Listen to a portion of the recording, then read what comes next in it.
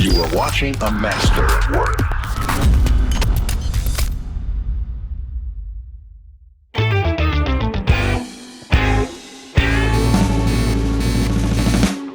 Prepare yourselves for an extraordinary journey to the captivating city of San Francisco. This vibrant metropolis, renowned for its steep rolling hills and eclectic mix of agriculture that stretches across a tapestry of varied neighborhoods. Behold the majesty of the Golden Gate Bridge, an engineering marvel that stands as a sentinel over the bay. Hey, it's about me, not so much the bridge.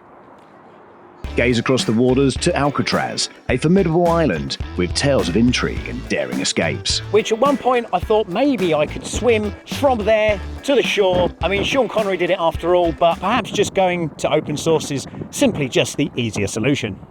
And now, as we immerse ourselves into this urban wonderland, we gather for an event that celebrates the spirit of creativity and innovation.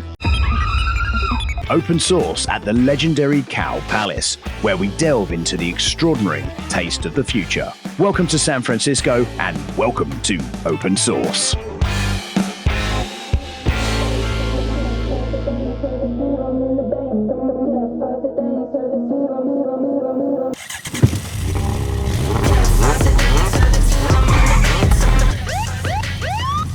We're going to get pulled over there. You know.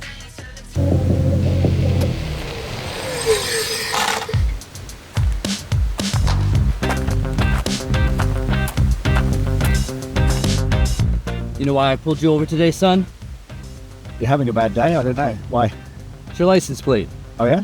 What's that about? It says Polymaker on it. Yeah, it's awesome, right? Yeah, it's cool as shit. Have a good day.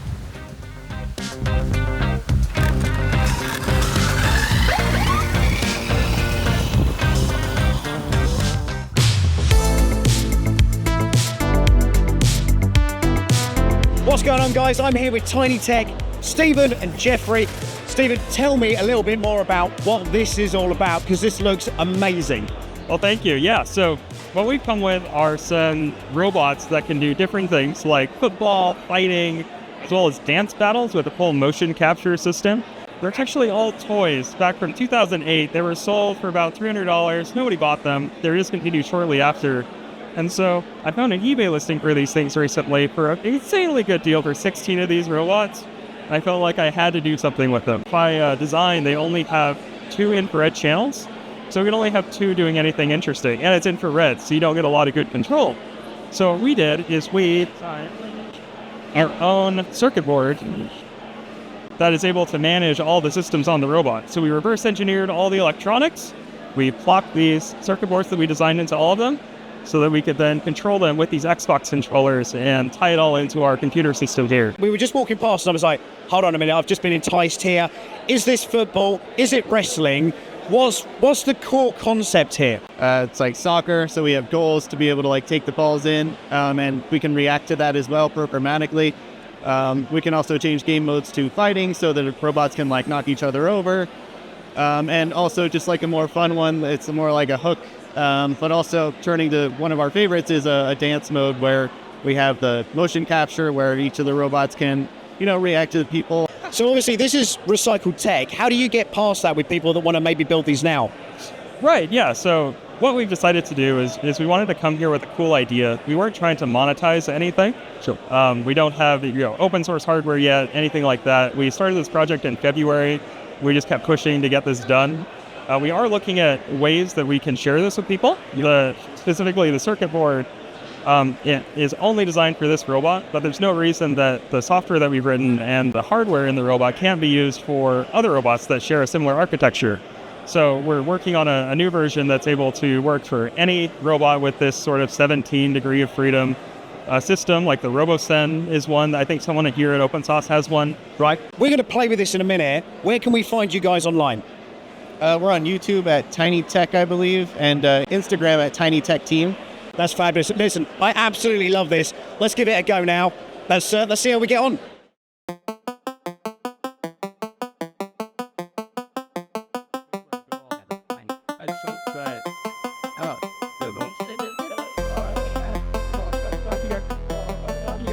It's a real art. Oh no! Press any of the pit stops. Okay. Let's pick him up. Let's pick him up. Yes! Look at that! Oh, we're over again. What a shame. What a shame. My guy is like... Hey, no cheating now. Whoa! It's quite small movements, isn't it? Yes, yeah. So all of these different controls on this is a bit like we have R2-D2s in the UK. They use a thing called a Padawan system, and everything's like a combat control. And you can do so much with these as well, which is awesome. Absolutely awesome. Oh. Hey, there we go. Fabulous. So I don't know who won that one. I kind of feel like it was maybe me, but who really knows? Tiny Tech, thank you guys so much. Links will be in the description. As always, make sure you check them out. This video is sponsored by our friends at Pcbway.com. Discover the future of electronics with Pcbway.com, your go-to destination for cutting-edge PCB solutions. From precision circuit boards to seamless 3D printing, they redefine innovation. Unleash your ideas with their state-of-the-art technology and unrivaled quality. Why settle for less? Choose Pcbway.com, where excellence meets your imagination. Elevate your projects, elevate your success. Pcbway.com, the leading way in PCB and 3D printing excellence.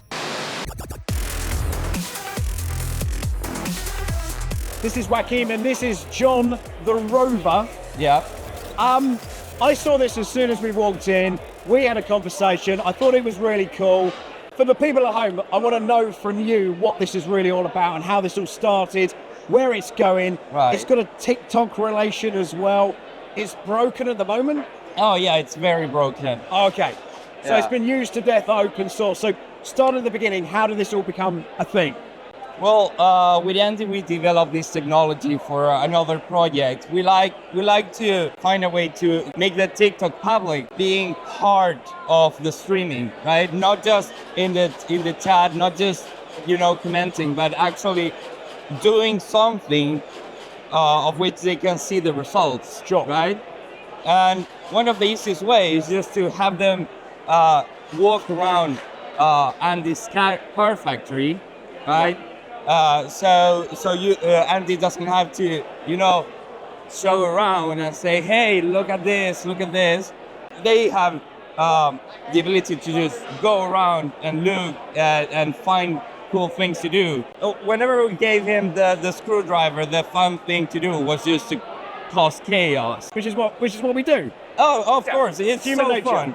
Yeah, they scratched Andy's cars. They tried to poke the tires. They grab ladders and brooms and stuff and carry them around. When they work together, they're pretty clever. Yeah. You think they're just bouncing around, not doing anything. You look around, you do your things, and whenever you're just not thinking about it, it's stabbing you in the leg or like it has disappeared, and it's like a toddler that you need to look around and just So find. mischief very much is key with it. So the idea is you have a TikTok stream. Yes. It sits inside of the robot. You can view what's going on and you give it commands. You feed it commands to go left, right, forward, backwards, activate an arm, mess around with a screwdriver. Yep. You've also got a smaller version of this as well. I do. Yeah, which is kind of on a mobile phone. It is on a mobile phone. You just slide it in, and that's it. That's amazing. Absolutely. So where can people find your channel? Main channel is That Detroit Andy. Right. And what about the TikTok stream? Where's that? Same? Same. Same thing. It's Okay. the same handle in TikTok, YouTube, Instagram, and Twitch. That's awesome. So let's have a look at the smaller version of the robot. All right. And well, can we drive anything? Or are they both broken? No, the small one, it's good. Yeah, Okay. we can drive that. Let's have a look at it. All right. Cool. Yeah. So this is the smaller 3D printed version. Yes. Show me how it works. Oh, it's super easy. You just slide the phone. You would then connect to Twitch, right?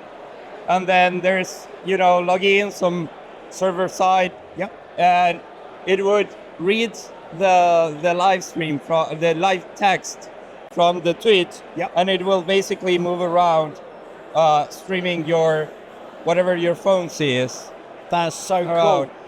And this uses mini servos like the 90 servos, the little miniature servos, right? Yes. Yeah. I mean, no, actually, this one is on tiny DC motors. Oh, You can see the inside. Okay. The other one we Yeah. saw that was even smaller, wasn't it? Is that Correct. right? Yeah. That's cool. Can I just have a look again? Look at that. What voltage is the? What voltage are these things? Those are N20 mini motors. really cool. I don't know. They have a small gearbox right there. Yeah. That's incredible. Yeah.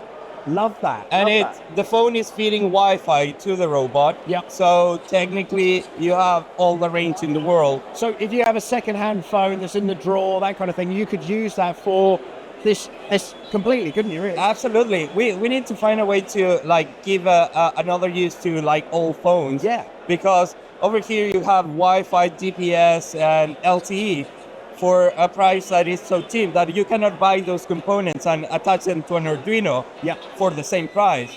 But here you go. You can do all the streaming, all the signals, everything with whatever phone you have in your drawer, just laying around. Hey, listen, it's a really exciting project. Thank you so much for talking to me. All the best. Thank you. Thank you.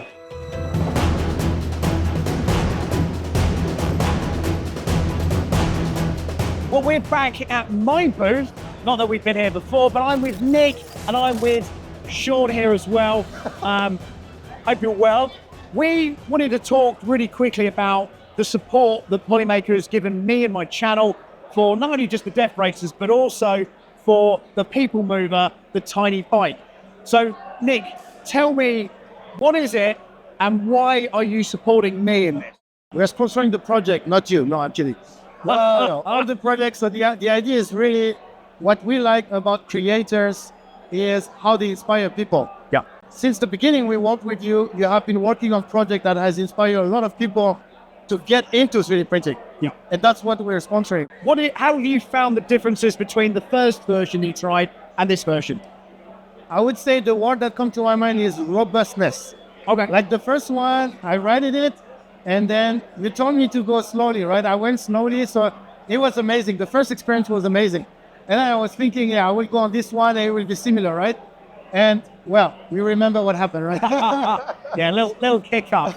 Of course, this is PLA. Yes. This isn't a special exotic filament with extra bits and pieces, but the way that this has been designed, and we spoke about this earlier, the parameter layers and the infill is obviously important, but it is basic PLA. And I wanted to really show that, even on the gearing, that this stuff will last. It's not going to just fall apart and break. And I think there's a common misconception, in 3D printing. Yeah, absolutely. I mean, I'm what, like 120 kg? That's like what, 260 something, 70 pounds, right? I was on top of this. I know. Right? And nothing is shaking, nothing is like bending, or it's super, super strong. Even though this one is not even one part, right? It's not. Like So this is a stress point. So we identified that's going to be a common stress point, which is why we've doubled up and we put those angles in there. It's really specific to this kind of build. And of course, this isn't the first or last version because the next thing is going to be the 3D printed go-kart. So this is a stepping stone to the next thing. Yeah, absolutely. When this goes live, we should also be launching the tiny bike on our Patreon as well. So the links, of course, will be down in the description below. But let's cut to a couple of these guys riding it.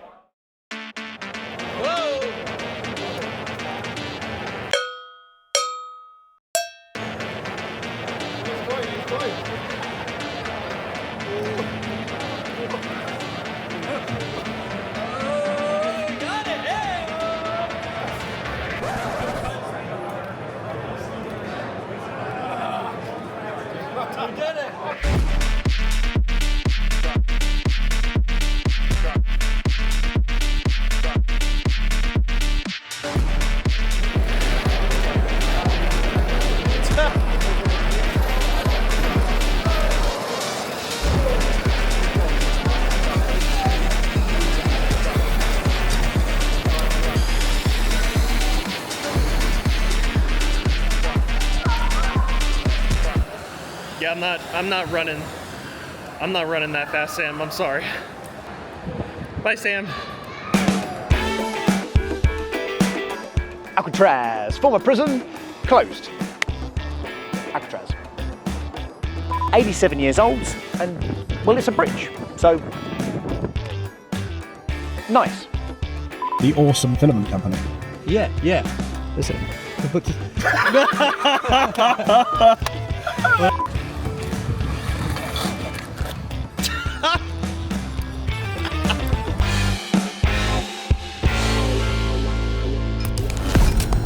You're watching a master at work.